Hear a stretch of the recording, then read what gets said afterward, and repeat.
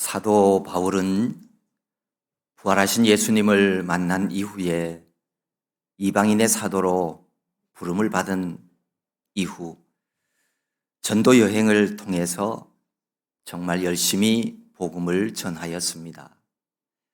또 한편 교회를 바로 세우기 위하여서 서신을 기록하여서 여러 교회로 보내기도 했습니다.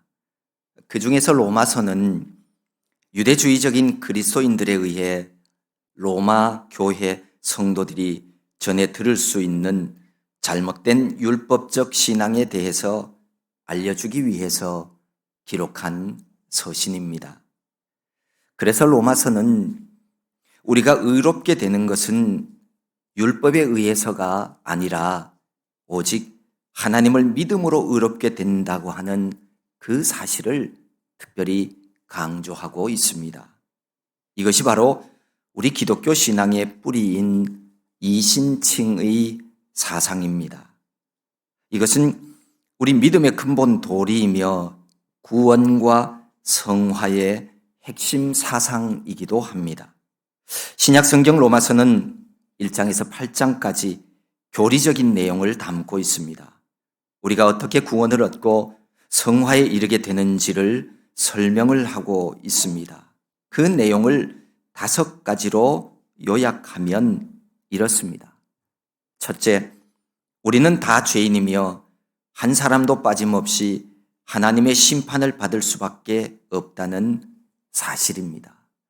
둘째는 그렇게 죄인된 인간은 죄로부터 구원을 얻기 위하여 한 가지 방법을 생각해냈는데 그것이 바로 율법을 통한 구원이었습니다. 셋째, 그런데 누구도 율법을 통한 방법으로는 구원을 얻지 못한다고 선언합니다. 넷째로, 그러므로 구원은 오직 하나님의 은혜로 우리에게 주어지는 것이다. 그 은혜가 우리에게 집중적으로 나타난 것이 바로 십자가 사건이라고 하는 것을 알려줍니다. 그런데 7장에 이르러 지금까지 논리적이고 차분하게 설명을 하던 이 바울이 갑자기 감정이 북받치면서 아주 격한 어조로 말씀을 이어가고 있습니다. 그것은 사람 의지나 선한 행동이나 율법으로도, 다시 말해서 그 어떤 인간적인 노력으로도 성화를 이룰 수 없음을 전하고 있습니다. 그래서 도무지 율법의 요구를 이루지 못하는 자신을 바라보며 그는 이렇게 고백합니다. 내 속 곧 내 육신에 선한 것이 거하지 아니하는 줄을 아노니 원함은 내게 있으나 선을 행하는 것은 없도다 라고요. 이것은 오늘날 우리 모두의 고백이자 또한 우리 모두의 탄식이기도 합니다. 그래서 바울은 이제 마지막 5번째로 구원과 성화를 이루는 그 능력은 우리 안에서 비롯되는 것이 아니라 오직 성령님으로 말미암는다라고 하는 이 사실을 선포하고 있습니다. 로마서 8장은 바로 이 사실에 대하여서 아주 자세하고도 정확하게 말씀을 해주고 있습니다. 1절에 보면 그러므로 이제 그리스도 예수 안에 있는 자에게는 결코 정죄함이 없나니 라고 시작을 합니다. 마음으로는 하나님의 법을 즐거워하며 행하기를 원하지만 항상 죄의 법이 우리 육신을 사로잡아 마음이 원하는 바를 하지 못하게 합니다. 이로 인해서 우리 성도는 정죄받을 수밖에 없습니다. 하지만 이러한 현실에도 불구하고 성도는 결코 정죄당하지 않는다고 선포하고 있습니다. 그러면서 그 근거를 2절부터 시작해서 그 뒤쪽으로 자세하게 진술을 하고 있습니다. 2절은 이렇게 시작합니다. 이는 그리스도 예수 안에 있는 생명의 성령의 법이 죄와 사망의 법에서 너를 해방하였음이라. 이것은 정말 놀라운 선언이며 복음입니다. 우리는 오직 생명의 성령의 법으로 말미암아서 죄와 사망의 법을 이기고 진정한 자유를 얻을 수 있습니다. 율법 그 자체는 성경에 말씀하기를 분명히 거룩하고 의로우며 선하다고 말씀합니다. 하지만 그럼에도 불구하고 죄는 그 율법을 가지고 성도를 정죄합니다. 율법과 정죄는 분리될 수 없습니다. 율법이 있는 한 정죄가 있다는 거죠. 그러므로 율법은 죄와 사망이 인간 가운데서 역사할 수 있는 빌미를 제공해 주고 있습니다. 하지만 그리스도 예수 안에 있는 자는 그리스도께서 성취하신 구속의 원리에 따라서 사망을 이기고 영원한 생명을 얻게 됩니다. 생명의 성령의 법의 원천은 그리스도 예수 안에 있는 이라고 하는 이 조건을 만족해야 합니다. 성령님은 이 원리에 따라 성도들에게 생명을 주는 역할을 담당하고 계십니다. 따라서 생명은 성령과 떨어지지 않고 항상 함께 합니다. 우리의 모든 영적인 삶은 온통 성령님과 연관되어 있습니다. 성령님 없이는 누구도 영적인 싸움에서 승리할 수도 없습니다. 그러므로 구원과 성화를 이루는 길은 우리가 오직 성령의 생명의 법에 순종할 때만 가능합니다. 생명의 성령의 법에 따라 자유와 해방의 삶을 살기를 원하는 사람은 그래서 날마다 성령 충만한 삶을 살아가야 합니다. 다른 방법은 없습니다. 5절에 보면 육신을 따르는 자는 육신의 일을, 영을 따르는 자는 영의 일을 생각하나니 라고 말씀합니다. 육신을 따르는 자란 육신을 위해 자기 모든 목표를 세우며 그것을 추구하는 사람을 말합니다. 영을 따르는 자는 하나님을 위해 모든 목표를 세우며 그것을 추구하는 자입니다. 여기서 영을 따르는 자가 목표를 세우고 추구해 가는 모든 과정에서는 성령님의 개입이 필요합니다.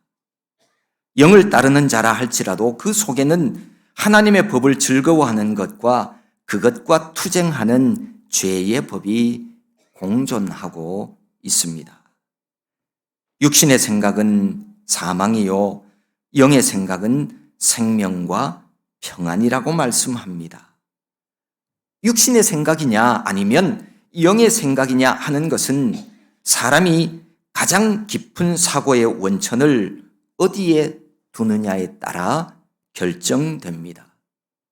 육신으로부터는 하나님과 관계없는 생각, 곧 자기 중심적인 생각만이 나오게 되죠. 그러나 영의 생각은 하나님의 법에 굴복하며 하나님을 기쁘시게 하고자 하는 생각입니다.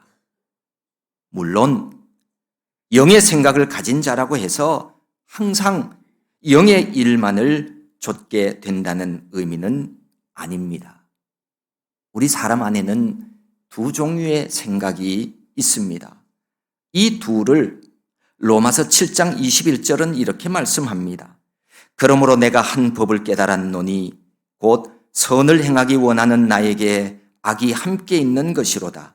내 속사람으로는 하나님의 법을 즐거워하되 내 지체 속에서 한 다른 법이 내 마음의 법과 싸워 내 지체 속에 있는 죄의 법으로 나를 사로잡는 것을 보는도다. 모든 사람은 이 두 가지 생각에 의해서 생기는 갈등을 자신이 어떻게 결정하느냐에 따라서 인생이 달라집니다. 육신의 생각대로 행하면 결국은 사망에 이르게 됩니다. 하지만 영의 생각을 따르면 생명과 평안이 주어집니다. 육신의 생각은 하나님과 원수가 되나니 이는 하나님의 법에 굴복하지 아니할 뿐 아니라 할 수도 없음이라. 육신에 있는 자들은 하나님을 기쁘시게 할 수 없느니라. 육신에 속한 자는 하나님의 뜻에 대해서 전혀 생각하지 않고 살아갑니다. 그래서 그에게서 나오는 모든 행동이 결코 하나님을 기쁘시게 할 수는 없습니다. 이것이 죄의 법 아래에서 살아가는 사람들의 실상입니다. 9절에 보면 이렇게 말씀하죠. 만일 너희 속에 하나님의 영이 거하시면 너희가 육신에 있지 아니하고 영에 있나니 누구든지 그리스도의 영이 없으면 그리스도의 사람이 아니라. 성도는 누구나 하나님의 영이 거하시는 성전입니다. 하나님의 영이 거하는 자는 육신에 속하지 않는 자입니다. 내가 원하는 선을 날마다 행하며 살아가지는 못하지만 성도로서의 신분을 자신 있게 내세울 수 있는 것은 하나님의 영이 그 속에 거하고 있다는 사실에 근거하고 있습니다. 육신의 지배를 받고 있는 현실에도 불구하고 성도는 그 속에 하나님의 영이 거하심으로써 영에 속한 자의 신분을 얻게 됩니다. 이것이 바로 우리 안에 하나님의 영이 거하는 자가 되어야 하는 이유입니다. 성령은 하나님의 영입니다. 하나님의 영은 그리스도의 영입니다. 성령 이퀄 하나님의 영 이퀄 그리스도의 영.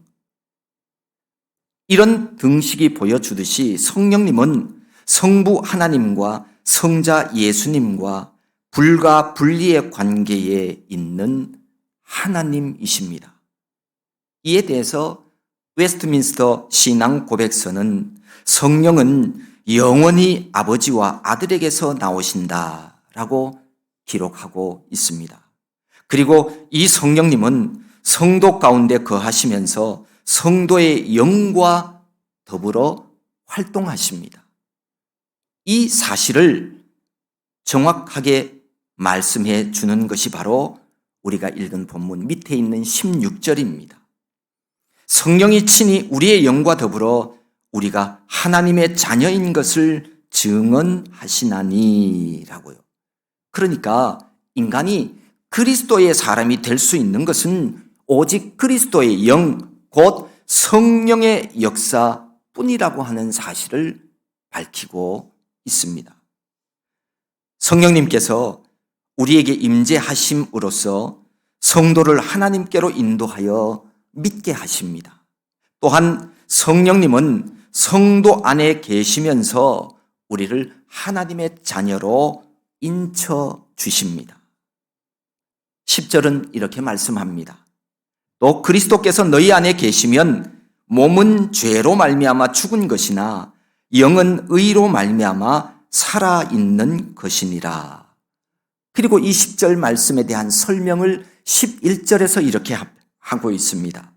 예수를 죽은 자 가운데서 살리신 이의 영이 너희 안에 거하시면 그리스도 예수를 죽은 자 가운데서 살리신 이가 너희 안에 거하시는 그의 영으로 말미암아 너희 죽을 몸도 살리시리라 라고요. 여기 11절에서 예수를 죽은 자 가운데서 살리신 이분이 누굽니까? 하나님이십니다. 이분의 영, 곧 성령님이 너희 안에 거하시면 그리스도 예수를 죽은 자 가운데서 살리신 그리스도를 죽은 자 가운데서 살리신 이가 누굽니까? 하나님이십니다. 그러면 하나님께서 너희 안에 거하시는 그의 영으로 말미암아 너희 죽을 몸도 살리신다는 말씀입니다. 다시 한번 요약하면 성령이 내주하는 자는 하나님께서 성령으로 말미암아 예수를 사망 권세로부터 살리심과 같이 성도들도 다시 일으킴을 받게 된다라고 하는 말씀입니다. 영이 살아나는 것만을 말하지 않습니다. 너희 죽을 몸, 곧 성도의 몸이 다시 살아난다는 사실을 분명하게 밝히고 있습니다. 현재의 우리의 몸은 죄로 인해 사실 다 죽습니다. 나는 안 죽을 것 같죠? 나는 안 죽는다고 생각하고 계십니까? 아닙니다. 현재 우리의 몸은 다 죽습니다. 누구나 육체의 죽음을 경험합니다. 하지만 영은 의로 인해서 살았습니다. 우리 영이 성령에 의해 살게 된 것처럼 죽을 몸도 다시 살게 된다는 말씀입니다. 그래서 성경 고린도전서 15장은 이렇게 말씀합니다. 보라, 내가 너희에게 비밀을 말하노니 우리가 다 잠잘 것이 아니요 마지막 나팔의 순식간에 호련히 다 변화되리니 나팔 소리가 나매 죽은 자들이 썩지 아니할 것으로 다시 살아나고 우리도 변화되리라. 성경은 하나님의 말씀입니다. 하나님의 말씀인 성경은 죽은 자의 부활이 있다고 분명히 말씀하고 있습니다. 죽음은 끝이 아닙니다. 죽음이 끝이라면 너무 억울하고 불공평합니다. 죽음이 끝이라면 인간을 창조하신 분이 비난받을 수도 있습니다. 하지만 우리 육체의 죽음은 끝이 아닙니다. 우리가 가지고 있는 지금의 지식으로는 이해되지 않지만 이 세상에 심판의 나팔 소리가 울려 퍼질 때가 오는데 바로 그때 죽은 자들이 다시 살아나고 변화되어지는 일들이 반드시 있습니다. 어머니 모태에서는 누구도 우리가 살아가는 이런 세상이 있을 것이라고는 아무도 몰랐어요. 그러나 우리 모두가 다 이 세상에서 살아가고 있습니다. 이처럼 우리가 죽음 다음의 세상을 알지는 못하지만 성경 말씀대로 부활하여 살아날 것을 믿습니다. 사람의 영은 죽지 않습니다. 소멸되지 않습니다. 우리 모두는 죄의 문제를 구원자 예수님을 통해서 해결받고 영생하는 자임을 꼭 기억하시기 바랍니다. 우리가 잘 아는 철로 역정의 작가 존 번연 목사님은 아주 위대한 청교도 신앙인이었습니다. 그런데 당시 영국의 국왕은 청교도인들을 아주 심하게 박해했습니다. 존 번연 목사님도 잡혀서 결국은 감옥에 갇히게 되었습니다. 풀려날 가망성이 없이 하루하루 지내던 어느 날 감옥을 지키던 간수 한 명이 아무도 모르게 이 목사님을 찾아왔어요. 그리고는 옥문을 열어주면서 집에 가서 잠깐이라도 식구들과 함께 얼굴을 보고 오라고 이야기를 했습니다. 하지만 목사님은 간수에게 당신의 호의는 고마우나 그것은 성령님이 인도하시는 길이 아닙니다. 라고 정중히 거절하였습니다. 그로부터 1시간 후에 영국 국왕이 직접 그 감옥을 방문하였습니다. 국왕은 존 번연 목사님이 감옥에서 잘 지내고 있는지 확인하려고 아무에게도 얘기하지 않고 들렀던 겁니다.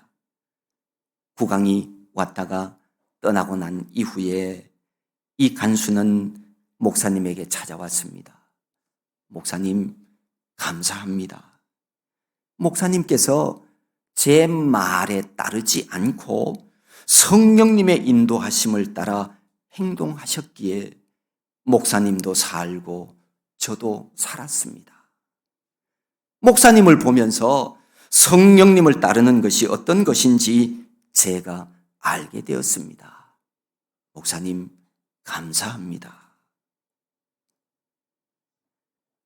우리가 인생을 살아가노라면 선택의 기로에 설 때가 여러 번 있습니다. 그 선택의 순간에 결코 내 고집이나 내 방법대로 선택하지 마십시오.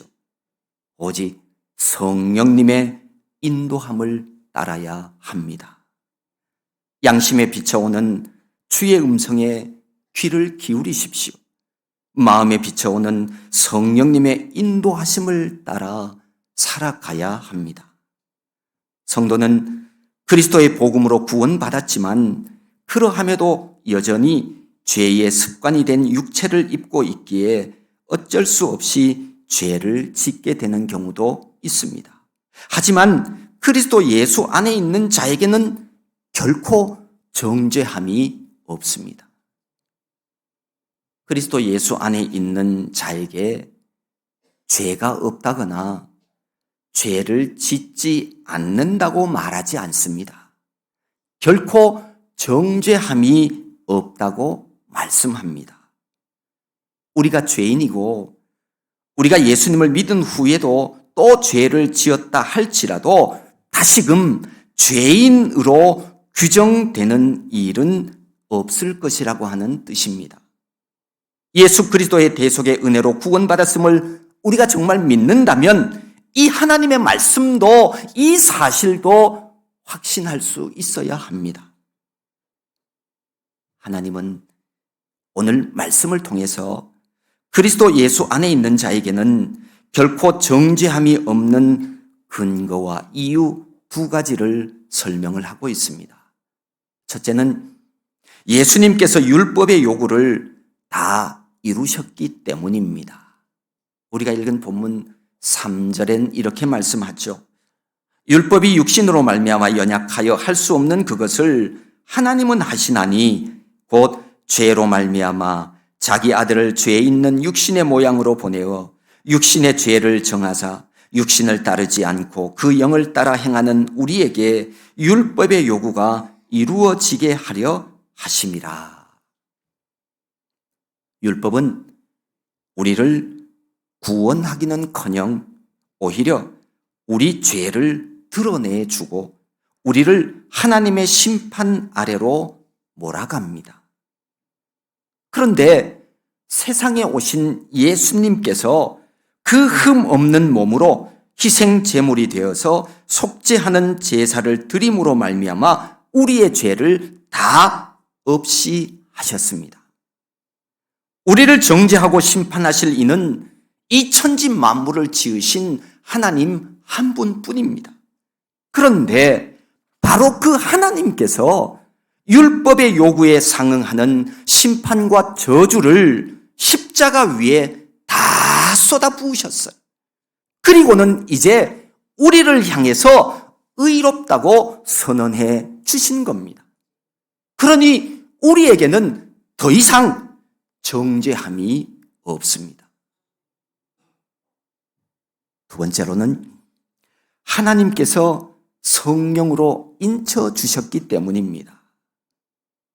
오늘 적어도 여기서 하나님께 예배하는 여러분들은 이 사실을 잘 알고 계실 겁니다.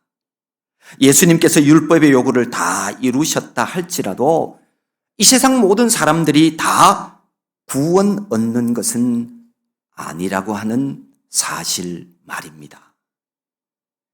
온 인류를 향한 구원의 문제가 근본적으로는 해결되었지만 모든 개개인에게 그 구원이 실현되고 있는 것은 아닙니다. 아직 개개인으로는 그 구원 원리에 개별적인 적용의 문제가 남아 있습니다. 우리 각자 개인에게 정죄함이 없음을 확신할 수 있는 근거로 하나님은 이렇게 말씀하십니다. 누구든지 그리스도의 영이 없으면 그리스도의 사람이 아니라.